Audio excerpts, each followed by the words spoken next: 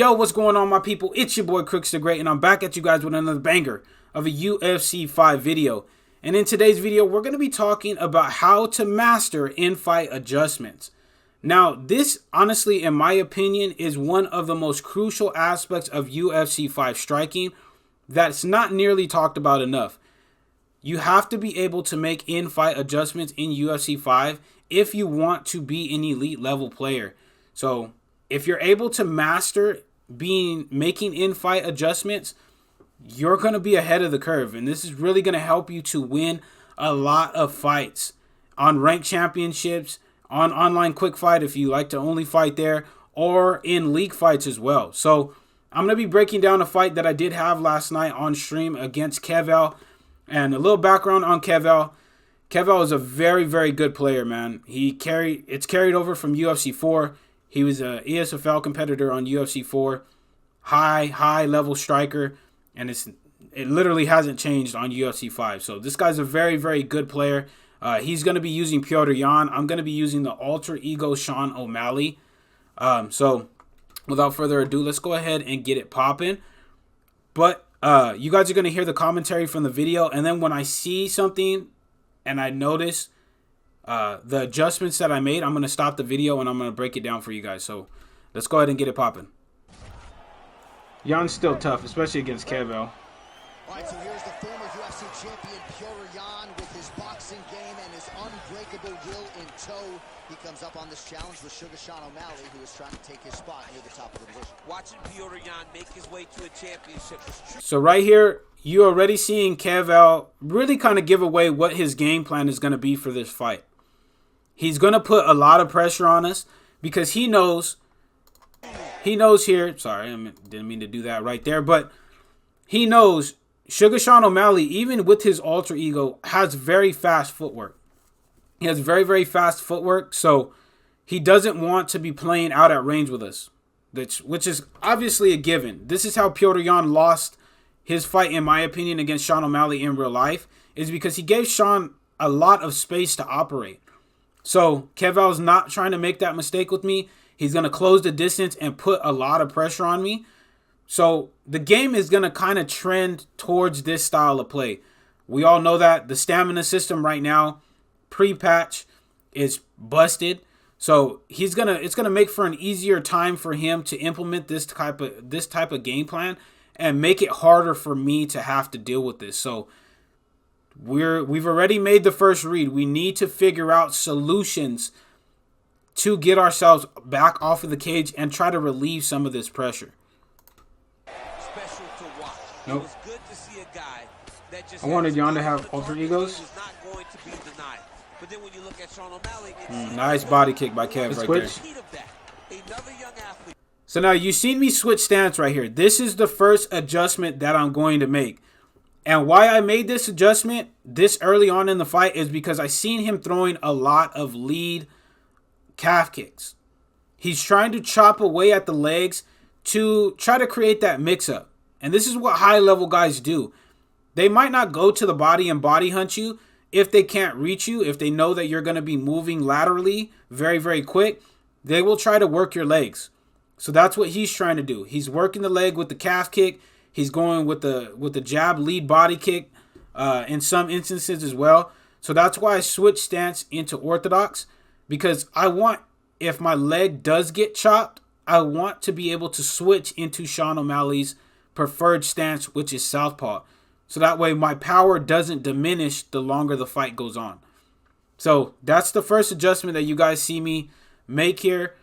As well as I've stated this in previous videos, I like to fight in orthodox. So I feel comfortable fighting in orthodox as well. So that's also another reason why you see me switch stance. So that's the first adjustment that you guys are going to see me make right here. That made his mark on the culture of fighting, but now he gets an opportunity to make a mark on the rankings board. And in terms There's of another calf kick in the UFC. This is a big spot for Sean O'Malley. Well, he continues to do a nice job. He's applying a lot more pressure. There's the overhand. Raising the guard and really frustrating the offensive fighter a little bit. Lesson 1 in boxing class: hands up, pin down. Now, you see what I'm trying to do right here in terms of an adjustment? Instead of just backing up and trying to counter shot, I'm being a little bit more aggressive. I'm picking my moments when to be aggressive. When I feel like he's not going to be throwing a hard combo at me, when he's trapping me up against the fence, I'm fighting back. I'm throwing combinations of my own to try to get him to think about danger coming back. And this is an adjustment that I feel like not a lot of people can make. And this is where I feel like a lot of beginner and intermediate players struggle. They're good when they're off their back foot, but when somebody starts to pressure you, you have to be comfortable with switching into being a pocket fighter. So that's what I'm going to kind of tend to try to do right here, to try to get him to think about what he's throwing. And the more he thinks about it, the more room he's going to give me. And the more room he gives me, the better it's going to be for me, because then I can circle off, get out the range where I feel comfortable, where I can start trying to work in my kicks and start trying to pick him apart at distance. So that's really what the adjustment is right here, that we've made nearly 2 minutes, 3 minutes into the fight, is that I switch stance and I'm trying to pocket fight instead of just trying to counter shot. It's just a really high pace too. It's a really high striking pace for these two. All right, let's get in the pocket. The Sugar Show, Sean O'Malley, realizing particular success with that left hand. Yeah, he's got a great left hand. He's so long for the weight.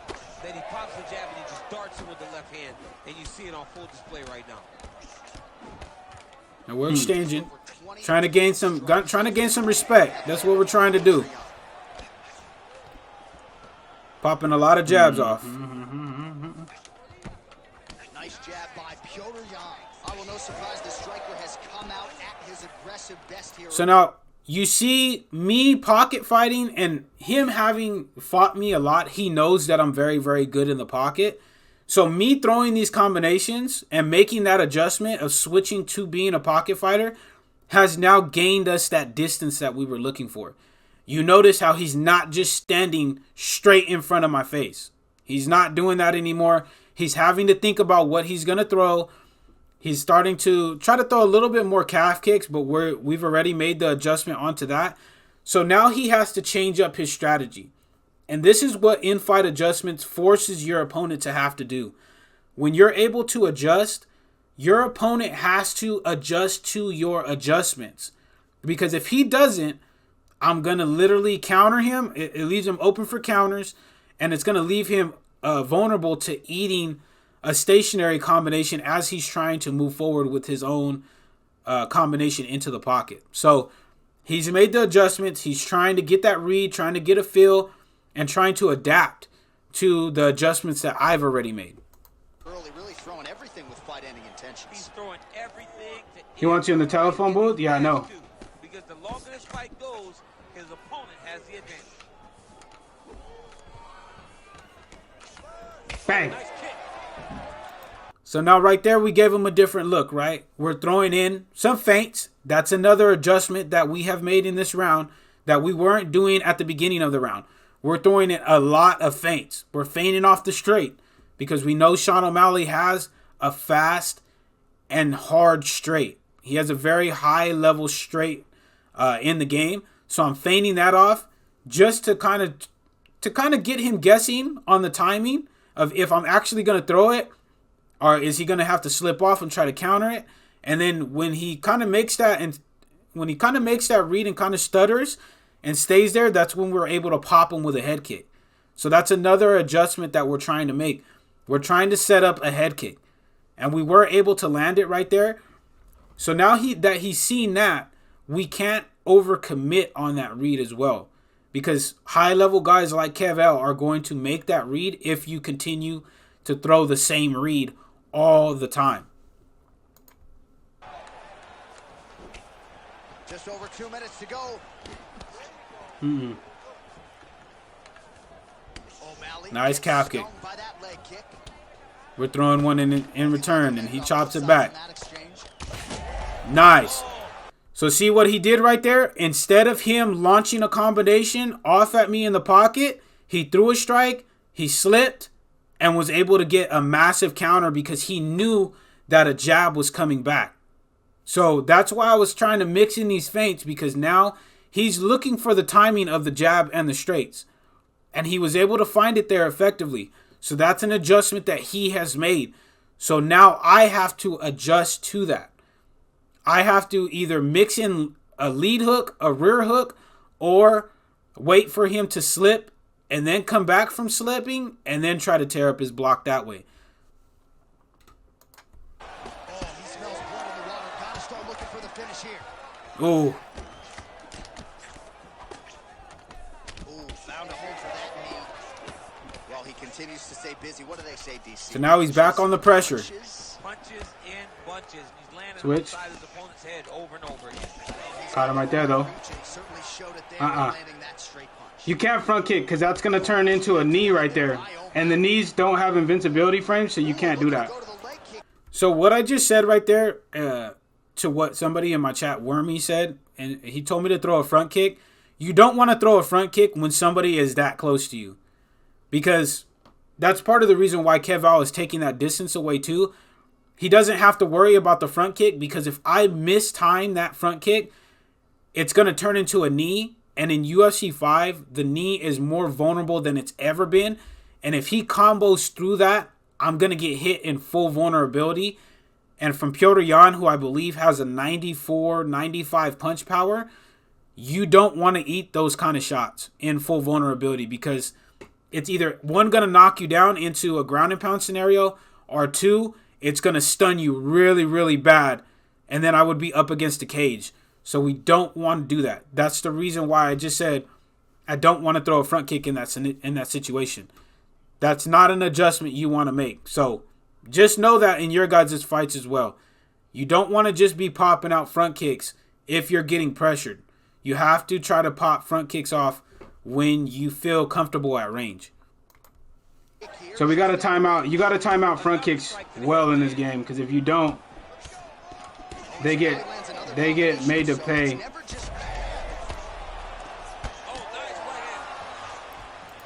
So now you see Keval right here. He's starting to go a little bit crazy. He's starting to mix up. Let me turn my volume down just a little bit right here. He's starting to go a little bit crazy, right? He's starting to try to wing a lot of combinations off at me because he realizes that we switched into southpaw. So this is another adjustment that he has made. He knows, hey, if I block break him and I throw my rear overhand, it's not going to be on his natural slipping side. And if he ducks the wrong way on this, it's going to land and track to his head, and he's going to get a knockdown. So that's another adjustment that he has made that I need to be aware of. Right here, you got to empty the gas tank, John. You got to just go forward and let Yan players still being Yan players. Block that punch. So right here, we've reset. You see me blocking low. Final seconds. Nice. Slip straight.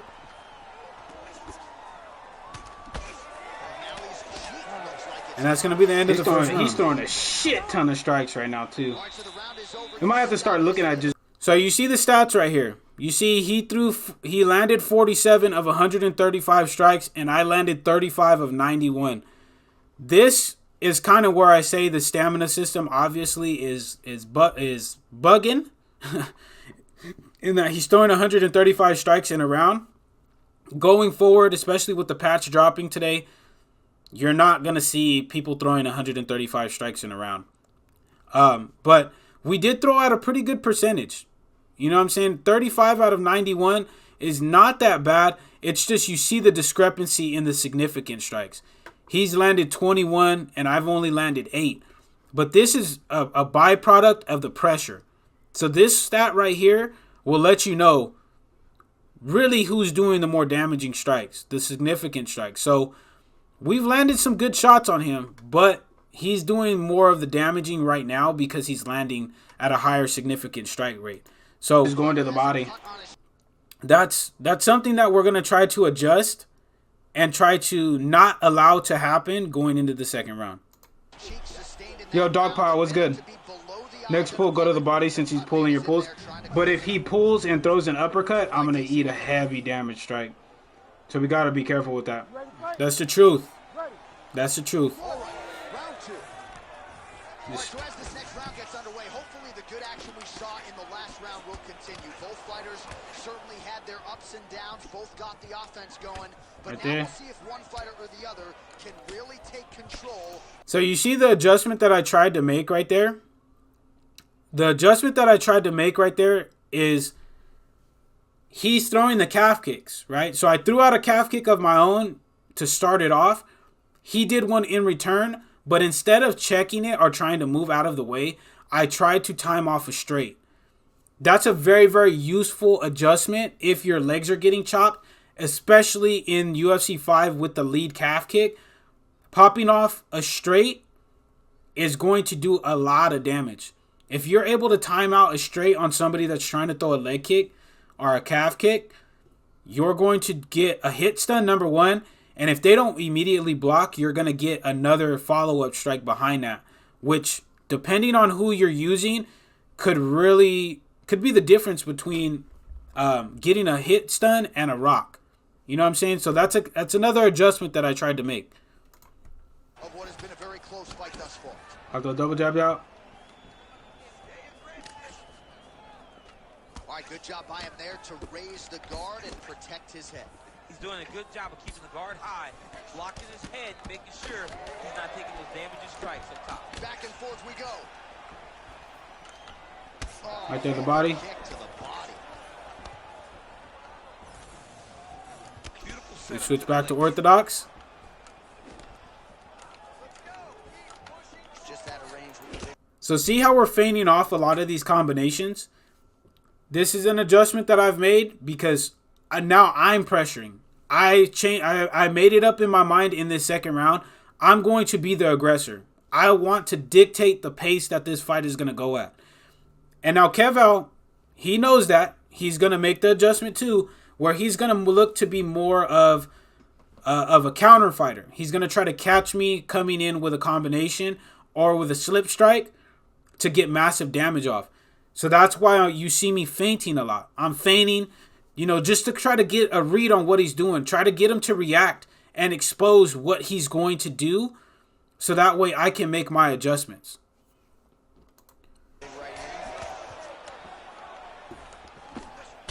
Caught him right there with another beautifully timed head kick.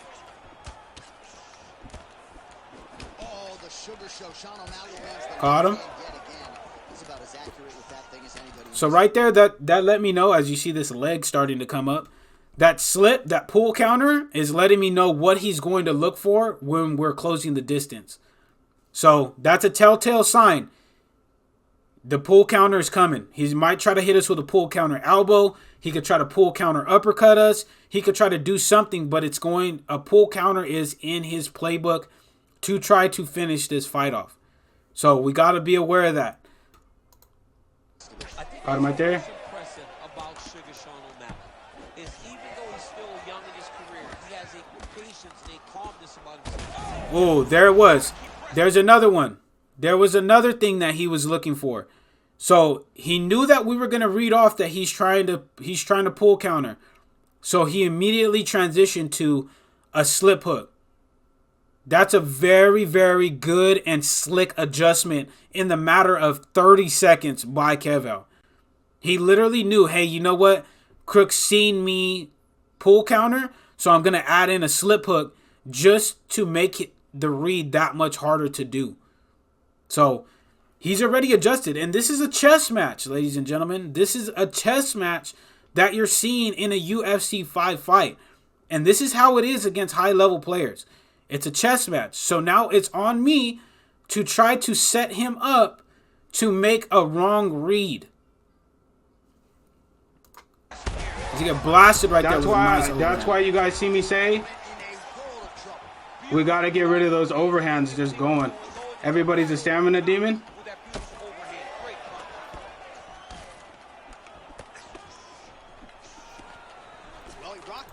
All right, so you see me, what I'm doing now is I'm adding in a closing double hook combination. Because I know that he's already added in the slip hook. I got hit with that. And then immediately after that, I got hit with an overhand. And I don't want that to happen again. So I'm going to feint, and then adding in the double hook combinations is a viable trick to use. So you see me trying to bait him into making a wrong read and thinking we're just going to throw another straight strike and then coming with those double hooks. So that's the adjustment that needs to be made to counter what he just did. Right there, we caught him with a nice time straight. Jab straight too. Jan's nose is bleeding now, so we'll see how he handles that adversity, but nothing ideal about it here in the middle of this fight. Just over 2 minutes now to go in round 2. Jan gets blasted him with a nice combo. Whew. That uppercut was a heater. He is just in perpetual forward motion, never giving his opponent any opportunity to catch his breath. Well, it looks as though that strike Nice. opened up a cut around the eye area. Yeah, it looks like that strike opened up a cut, John. But there's nothing to worry about now, but he's got to start to protect it. All right, now you see what we did right there in terms of, I would say about 20 seconds ago. He had us backed up to the cage, but notice how we circled out. We circled out. He was launching shots. He threw a slipping to the side combination, which in my opinion was a really big mistake because he was trying to go for the gusto and trying to knock me out. He moved himself into a bad position because now we've reversed this cage position and now his back is more towards the fence and now we're in more space where even if we do get rocked right here, we have the whole pretty much 75% of the octagon to back up and avoid shots from him. So this was, I feel like, was a bad read, or really a real, not just a bad read, but a really bad situation to put himself in. So we're going to try to take advantage of that.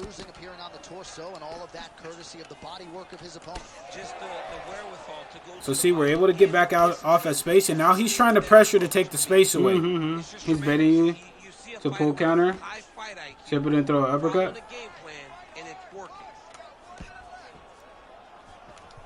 Man, he is so sound defensively. Nice job to raise the guard bit. They were popping the jab off, interrupting. Then we timed out a beautifully timed straight. Now, I want us to go back and rewatch that. You're going to see me popping with a jab, even though he's throwing off a combination. An adjustment that I made, I popped him off with a jab, and that let me know, oh, damn, I have his timing down. So literally, if he comes in with another strike, I'm going to hit him with that straight. And if I catch him in the middle of him throwing a combination, it's going to do a lot of damage. So you're going to see it play out. To pull counter. Right here. Throw an uppercut. So you see I'm popping off a single strike.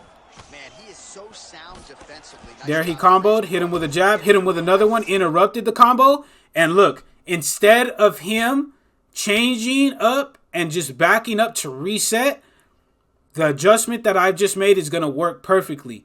Because we hit him with that jab, and instead of him backing up to reset like I just said, he's going to try to combo off again. But little does he know, we already made the adjustment on the timing. And here comes that heat-seeking straight in southpaw. And this is where the damage is going to get done right here. We're going to land it flush in vulnerability and get the stun. Bang. Leads to a beautiful knockdown. And we still got the damn up kicks coming in the game too.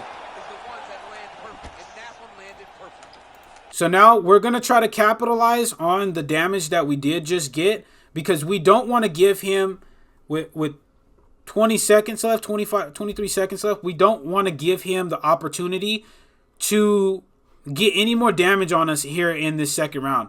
Because if you didn't notice, obviously we do have the cut above the eye, but our head health is pretty low now. So we have to try to take advantage of this damaged state that we do have him in here. So we're going to apply the pressure. Oh, big left. Catch him with another beautifully timed straight. And that is also off of a feint. We were able to catch him off a feint again and pop him with another beautifully timed straight. Now that we've adjusted to that, what is he going to do? He's going to try to slip a strike, ladies and gentlemen. He's hurt. He has to move his head. And I know that. So in my head, what I'm thinking right now, as you see this goofy ass face that I have on right here, I'm thinking in my mind, what are the two slips that he's been doing in this fight? He's been pulling and he's been trying to slip hook. So those are the two things that I know he's going to try to go back to. And this is why I preach to you guys to go into practice mode and really drill every single combination ender that you possibly can, because these guys are going to go back to their bread and butter, and you need to have an answer if you're trying to get a KO. So right here, you're going to see me switch to popping out a straight and then going to hook combinations, because I know the straight is going to make him think, hey, you know what? Straight strikes are coming. So I already know that in my mind. So I immediately am going to throw hook combinations, because I know he's going to try to slip. And by the time he's able to make another read, it's already going to be too late if he hasn't made the correct read already. So let's see the way this plays out. Oh, he might be out. Yeah, it might be it.